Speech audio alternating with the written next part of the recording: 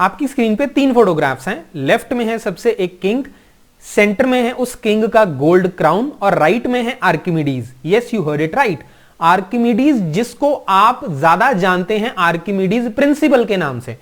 वही पर्सन जिन्होंने Archimedes principal दिया था उनके नाम के ऊपर ही बेस्ड है। तो इस वीडियो में मैं आपको यह बताने वाला हूं कि वो इस प्रिंसिपल तक पहुंचे कैसे, कैसे उन्होंने ये फाइंड आउट किया कि ऐसा कुछ प्रिंसिपल है जिसको हम यूज कर सकते हैं, और आज तक हम उसको आर्किमिडीज प्रिंसिपल के नाम से पढ़ते आ रहे हैं। अब हुआ यूं कि लेफ्ट में जो किंग हैं, इन्होंने 10 kg का एक गोल्ड का बार दिया। ठीक है जी, किसको दिया? एक क्राउन बनाने वाले को। अब क्राउन बनाने वाला गोल्ड का क्राउन बना के लाया 10 kg का, और उसने बोला king, this is the crown for you which you told me to make.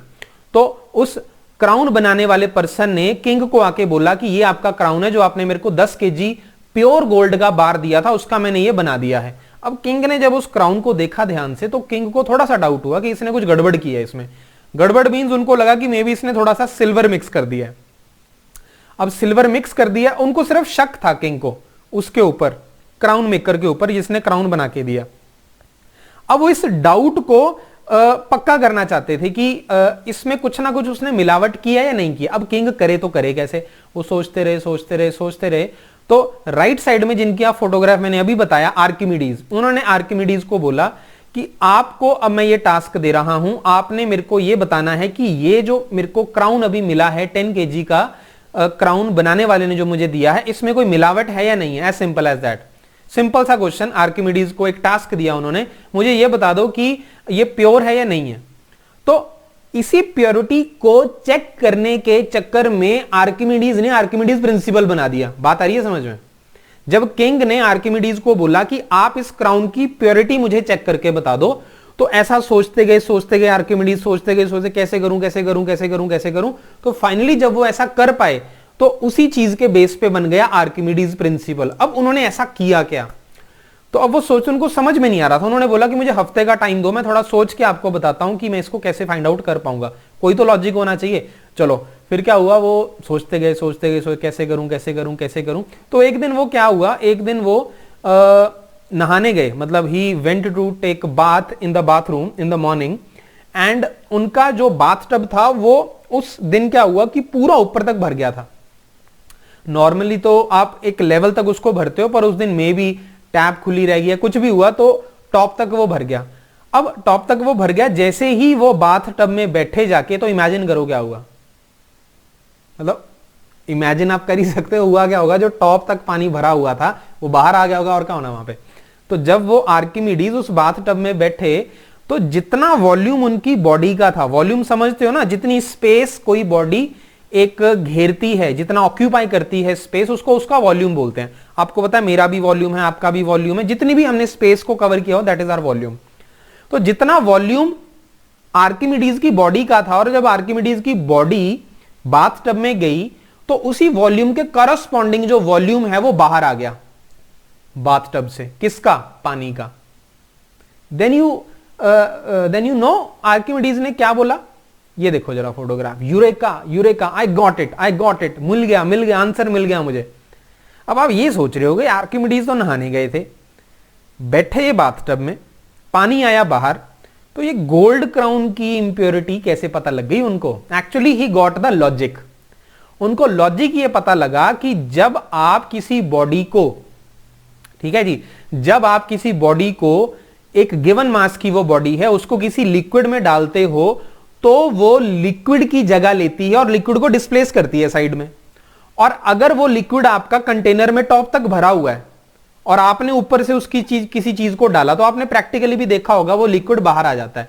कि जैसे आप एक बकेट लो, उसमें पानी टॉप तक भर दो और अपना हाथ उसमें डालो आप, तो क्या पानी बाहर नहीं आता बकेट से? वही सिस्टम है, वही कॉन्सेप्ट है। तो अब होता क्या है, let me explain it to you. जैसे मान लो कि, let me just rub this, ये तो ऐसे ही आ गया बेचारा।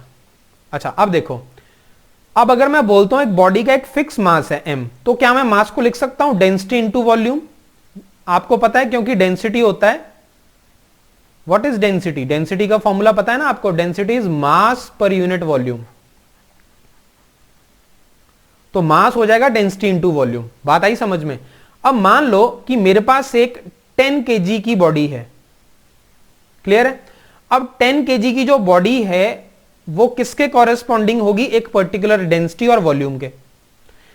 अब डेंसिटी किसकी प्रॉपर्टी होती है, मटेरियल की, ध्यान से सुनना मेरी बात, मटेरियल की। अब मैंने क्या किया, मैंने आप इमेजिन करो, मैंने एक बहुत ही हल्का सा प्लास्टिक लिया, हल्का सा प्लास्टिक। उस हल्के से प्लास्टिक का मैं एक यू कैन से बार बनाना चाहता हूं 10 किलो का। अब क्योंकि हल्का प्लास्टिक है तो उसका रो लेस हो जाएगा। अगर डेंसिटी उसकी लेस है तो आपको वॉल्यूम उसका ज्यादा रखना पड़ेगा। तो कहना मैं ये चाहता हूं, अगर आप एक प्लास्टिक का 10 kg का बार बनाओगे तो क्योंकि प्लास्टिक की डेंसिटी कम है तो उसका वॉल्यूम ज्यादा आएगा, तो बड़ा बनेगा वो। पर अगर मैं बोलता हूं कि आप एक आयरन का आप एक बार बनाना चाहते हो, तो आपको पता है आयरन की डेंसिटी जो है वो प्लास्टिक के कंपैरिजन में बहुत ज्यादा होगी। अगर डेंसिटी बहुत ज्यादा है, मास तो मैंने फिक्स ही कर दिया 10 kg, तो वॉल्यूम उसका कम हो जाएगा। इट इज जस्ट लाइक, मुझे अगर 10 का 10 आंसर चाहिए तो 10 आंसर मुझे कौन कौन दे सकता है, 1 into 10 भी दे सकता है और मुझे 10 into 1 भी दे सकता है, आंसर तो 10 ही चाहिए। तो इट इज जस्ट लाइक कि अगर मेरा प्लास्टिक का बना हुआ था तो प्लास्टिक के केस में डेंसिटी कम होती है, डेंसिटी कम का मतलब मैंने 1 ले लिया और वॉल्यूम उसका ज्यादा हो जाएगा, 10 के कॉरेस्पॉन्डिंग वॉल्यूम। अगर मैं आयरन लेता हूं, आयरन में मेरी डेंसिटी ज्यादा होगी 10, तो वॉल्यूम ऑटोमेटिकली 1 हो गया ना, कम हो गया। क्या आप मेरी बात समझ रहे हो कि एक गिवन मास के कॉरेस्पॉन्डिंग आप चेक कर सकते हो कि कितना वॉल्यूम डिस्प्लेस करेगा। पर सर यहां पे अब हमें यह बता दीजिए आप कि वो गोल्ड क्राउन की कैसे चेक करेगा। अब चलो वो भी बता देते हैं, मेरी बात सुनो जरा। अब उसने जो मिक्सिंग करी, मान लो उसने सिल्वर मिक्स किया, और आपको पता है जो सिल्वर होता है उसकी जो डेंसिटी होती है वो लेस होती है गोल्ड से, ये बात सभी को पता है। ऑब्वियसली अगर आप घपला करते हो, कोई चीटिंग करते हो, जो क्राउन बनाने वाले ने अगर चीट भी किया तो उसने जो चीटिंग करी होगी कैसे की होगी, उसने प्योर गोल्ड में सिल्वर मिला दिया होगा। अब सिल्वर की डेंसिटी कम है, अगर सिल्वर की डेंसिटी कम है तो ओवरऑल डेंसिटी उस मिक्सचर की कम हो गई, इसका मतलब उस क्राउन का वॉल्यूम ज्यादा होगा। बात मेरी आ रही है आपको समझ में।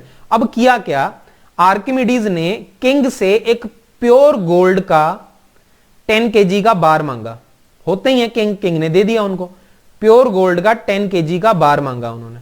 बात आई समझ में। और एक साइड उनके पास ऑलरेडी पड़ा हुआ था आर्किमिडीज के पास क्राउन, गोल्ड का क्राउन, और वो भी 10 kg का था। ठीक है जी। अब उन्होंने क्या किया, एक कंटेनर लिया, उस कंटेनर को टॉप तक उन्होंने भर दिया लिक्विड से, पानी से भर दिया, मान लो पानी से भर दिया टॉप तक। एक और कंटेनर लिया उन्होंने, इसको भी उन्होंने टॉप तक पानी से भर दिया। अब मेरे को एक बात बताओ, उनके पास अब 2 पीस हैं, एक है क्राउन और एक है उनके पास गोल्ड, प्योर गोल्ड का एक बार, दोनों का मास सेम है 10 kg, 10 kg और 10 kg। अगर मैं गोल्ड की बात करूं तो 10 kg जो गोल्ड का बनेगा, यहां पे प्योर गोल्ड जो बार है मेरा, that will be density of gold into volume of gold, और जो क्राउन है मेरा that will be density of crown into volume of crown. Point समझते जाना मेरा, क्योंकि दोनों 10 kg के हैं। अब मेरे को एक बात बताओ, अगर क्राउन बनाने वाले ने उसमें चीटिंग की है, उसको धोखा दिया है, तो उसने कुछ हल्का मटेरियल मिक्स किया होगा। अगर उसने हल्का मटेरियल मिक्स किया होगा तो जो डेंसिटी ऑफ क्राउन है वो लेस हो जाएगी डेंसिटी ऑफ गोल्ड से। बिल्कुल सही बात है। इसका मतलब वॉल्यूम ऑफ क्राउन जो है वो वॉल्यूम ऑफ प्योर गोल्ड से ज्यादा हो जाएगा। देखो मास हम सेम ले रहे हैं, सेम मास में आपको वॉल्यूम ज्यादा मिलेगा क्राउन का। इसका मतलब जब उसने एक जगह डाला आयरन, इसको सॉरी गोल्ड के बार को डाला इस पानी में, और यहां उसने डाला क्राउन को, अब पानी तो दोनों केसेस में बाहर आएगा, यहां से भी आएगा और यहां से भी आएगा। मान लो नीचे कोई उन्होंने ट्रे रखी या कंटेनर रखा जिसमें गिरा हुआ पानी उन्होंने कलेक्ट किया और उन्होंने उसको फिर मेजर किया, और जब उन्होंने मेजर किया तो इमेजिन करो क्या निकला। उन्होंने ये देखा कि जो वॉल्यूम बाहर निकल रहा है वो अलग अलग था। अब क्या आप मुझे बता सकते हो जो वॉल्यूम आपका गोल्ड के केस में बाहर आया पानी का और जो वॉल्यूम आपका क्राउन के केस में बाहर आया पानी का, कौन से केस वाला वॉल्यूम ज्यादा रहा होगा?